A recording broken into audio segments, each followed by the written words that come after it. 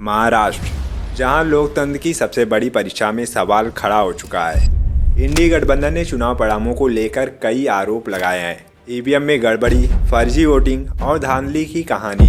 लेकिन अब ये मामला सुप्रीम कोर्ट पहुंचने वाला है। अब सवाल उठता है, क्या वाकई महाराष्ट्र की जनता के वोट के साथ खिलवाड़ हुआ है या ये विपक्ष की हार का बहाना है।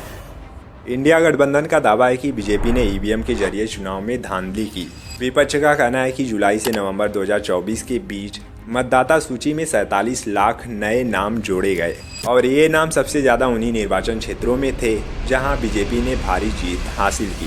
कांग्रेस के मुताबिक मतदान का प्रतिशत भी चौंकाने वाला है। शाम 5 बजे तक 58.22% वोटिंग दर्ज की गई थी, जो उसी रात 11:30 बजे 65.02% हो गई और अगले दिन दोपहर 3 बजे तक ये आंकड़ा 66.05% तक पहुंच गया। सवाल उठता है, ये अतिरिक्त 7.6 मिलियन 76 लाख वोट कहां से आए। विपक्ष का कहना है कि 7.6 मिलियन वोट कैसे दर्ज किए गए और वह किसी भी निर्वाचन क्षेत्र में शाम 5 बजे के बाद लंबी कतारों का वीडियो सबूत के रूप में चाहते हैं। महाराष्ट्र चुनाव में हेरफेर का आरोप लगाते हुए अब विपक्षी दलों ने सुप्रीम कोर्ट का दरवाजा खटखटाने का फैसला किया है।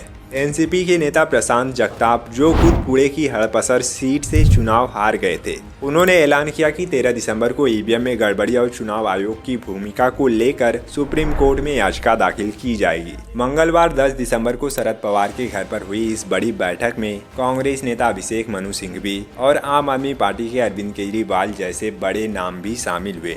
इंडिया गठबंधन इस मुद्दे को सिर्फ चुनावी हार जीत का नहीं बल्कि लोकतंत्र के भविष्य का सवाल मानता है। अब सवाल ये है, क्या वाकई महाराष्ट्र के चुनावों में लोकतंत्र के साथ खिलवाड़ हुआ? क्या ईवीएम में गड़बड़ी हुई या फिर विपक्ष अपनी हार का ठीकरा ईवीएम पर फोड़ रहा है? सुप्रीम कोर्ट में क्या फैसला होगा ये तो वक्त ही बताएगा। लेकिन एक बात तय है, ये मुद्दा सिर्फ महाराष्ट्र का नहीं बल्कि पूरे देश के लिए एक बड़ा सवाल बन गया है। क्या हम अपने वोट की सुरक्षा के लिए तैयार हैं? इस मुद्दे पर आपकी क्या राय है? कमेंट में हमें जरूर बताएं।